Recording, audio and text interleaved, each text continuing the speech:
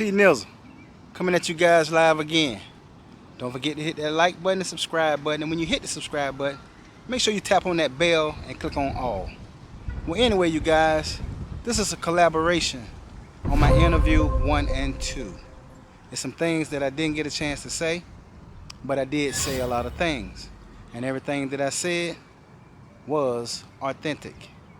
Well, anyway, the neighborhood that I was telling you guys about, that I grew up in, it's called Broad River Terrace. That was so rough, and it's actually behind me. Yep, the neighborhood that I grew up in. I'm sitting directly in front of the neighborhood as I speak. It was very, very rough out here, you guys. And when I say rough, if you wasn't from this neighborhood, you couldn't even come out here in this neighborhood. If you had a girlfriend, even family members, don't you know you would have had to, what the gang members say, check in? But we wasn't a gang. During that time, it was about what neighborhood you was from. You would have had to actually know someone in order for you to come out here to see your family. Unless you're with your mom or your dad or your uncle or your aunties or something like that. You know, of course you can come. But if you came outside, you was checked.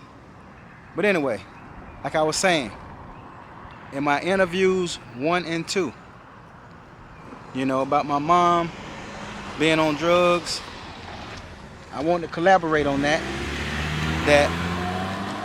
That wasn't going on for a whole period of time. But yes, I did go through that for like about maybe 4 years. And I understand to the ones that's growing up and parents on drugs and probably still on drugs and haven't gotten off drugs yet. So I've lived that life. I know exactly what you guys been going through. You know, like I was saying about the lights being cut off, water being cut off, phone being cut off, sometimes all three. And sometimes, you know, food was kind of scarce at night. All that is 100. So what I'm saying is, to the ones that's grown up or still growing up like that, you still have a chance. Don't give up. You're not a project of your environment. You're not a product of your environment. But our environments, you know what I'm saying, it don't necessarily dictate our future. We make our future. So regardless of how hard that we've grown up, we still can do it. And to speak on the things with my baby moms, of course, you know, I love them because they do have the children of they are the mothers of my children.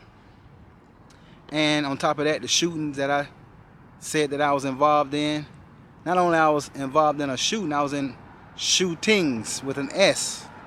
You know, does that make me hard? Did that make me a monster? No. It was just the circumstances that I grew up in. I grew up in some hard circumstances. It was either you do it or you're not here anymore. So not only I was in one shooting, I was in a couple of shootings, and I also have been shot on 3 different occasions.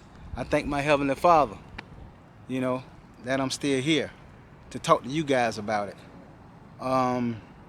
Today, looking back on the shootings, since I'm talking about the shootings, if I could change all of that, I could. I mean, I would. But during that time, they weren't thinking about you trying to be Mr. Nice Guy or you trying to come and make a truce with them. They wanted blood. And some of the things that I was involved in, it wasn't no police involved because nobody didn't say nothing on either side. Not me or whoever got shot. So that's why it wasn't no penitentiary time. You know? But like I was saying, this is the neighborhood that I grew up in. Now, it is actually Riverside and not Broad River Terrace anymore. And, you know, it's gang members that live out here. There's a car that's actually just stopped just now that's looking at me. But I mean, I'm not afraid. You know what I'm saying? So, the only thing I'm saying is, just like I grew up in the hood, and a lot of celebrities that grew up in the hood, we all made it out of the hood. And I'm saying the same thing to you guys that's watching this video. You can make it as well. You know, to the gang members, please put the guns down. Please. And yes, you do have people that love you. I know it's easy for me to say because I'm not in your situation now, but I have been. But what I'm saying is, y'all can be successful. You can. So what I'm saying is, continue to strive for whatever it is that you want to do. You can do it.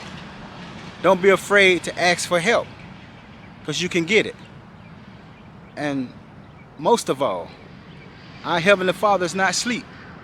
He's alive, and He's with us daily. Pray. If you don't know how to pray, learn how to pray. And again, this is the neighborhood that I grew up in. And I know it's gang infested. I'm not afraid to be up here in the front. Had a couple of cars just stopped a few seconds ago and was just staring at me with the windows cracked a little bit with tint.